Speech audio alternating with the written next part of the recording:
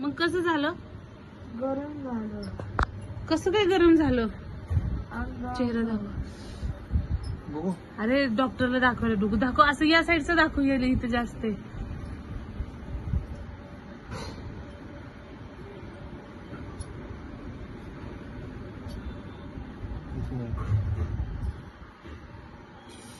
हो डुबू, मला खास सुटायला लागली तुला बघून.